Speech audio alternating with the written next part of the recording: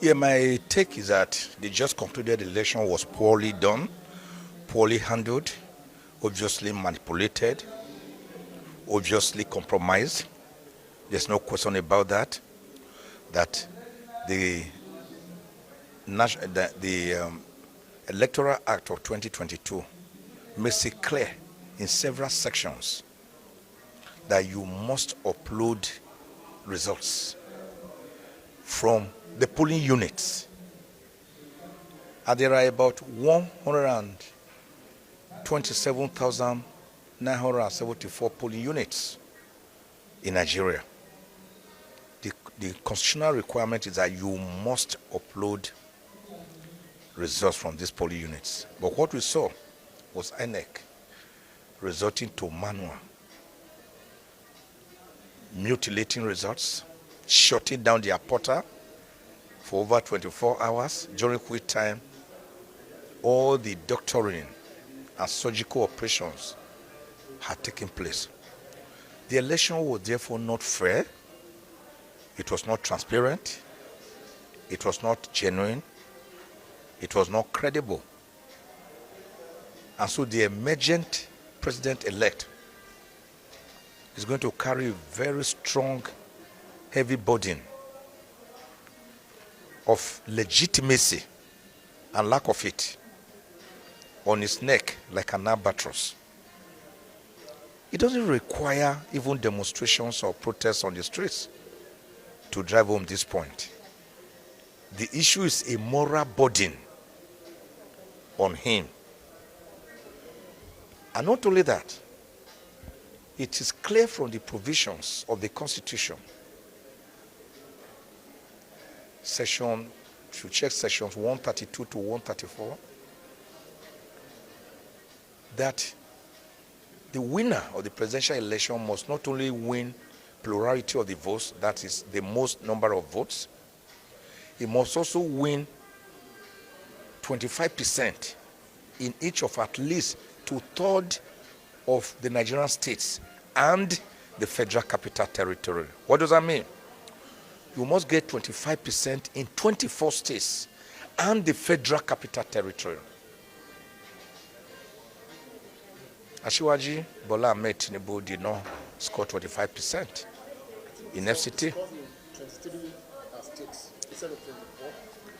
Well, I do not know, but even if he scored in 24 without scoring 25% in FCT, he could not and he should not have been declared president-elect, as INEC wrongly did. So all these are matters that must and will be challenged at the tribunals. From INEC, nothing positive can be expected from the present INEC as it is presently constituted. Nothing. For the judiciary, my advice to it is that in deciding this case, it must look critically at the justice of the matter, not at technicalities. It must look at the wishes of the Nigerian people as expressed through the polls, not technicality. I do not want a judiciary.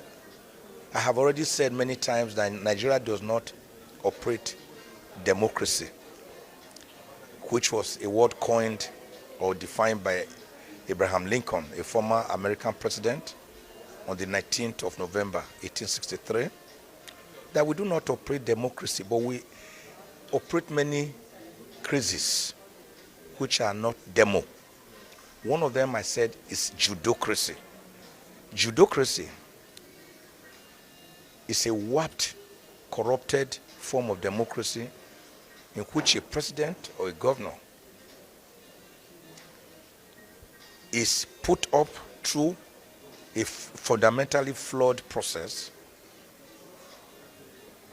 which did not represent the will of the people, and then the people quarrel and they go before the judiciary, and the judiciary midwives, incubates and delivers a president or a governor or a senator for the people, probably against the wish of the people. I call it judocracy. I've also extracted and formulated what you call electionocracy. Electionocracy is another crazy by which Nigerians every 4 years go through the rituals of going for elections or selection, like has just happened, and I will still continue on the 11th. And after that, the governor or president uses the first 1 year studying the system, going around to thank the people. The second year to do one or two little things, including roads that will be washed up after the first rainfall. Then starts from the third year for campaigning secretly, and from the fourth year from openly campaigning. So democracy dividends would not have come to the people.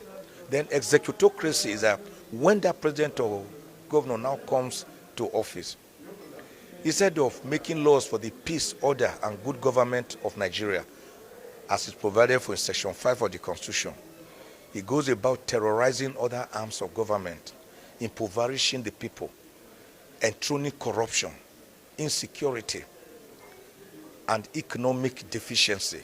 That is executocracy. Then finally we have legislatocracy, which is another crazy, by which the legislature, rather than make laws for the order, good governance, and peace of Nigeria, they make laws for their pockets.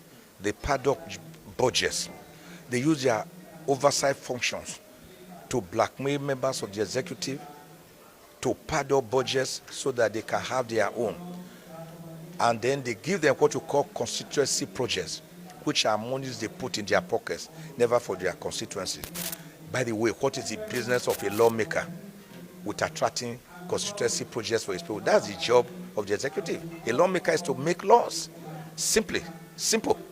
So until we change this mindset, this analog way of doing things, we can't go forward.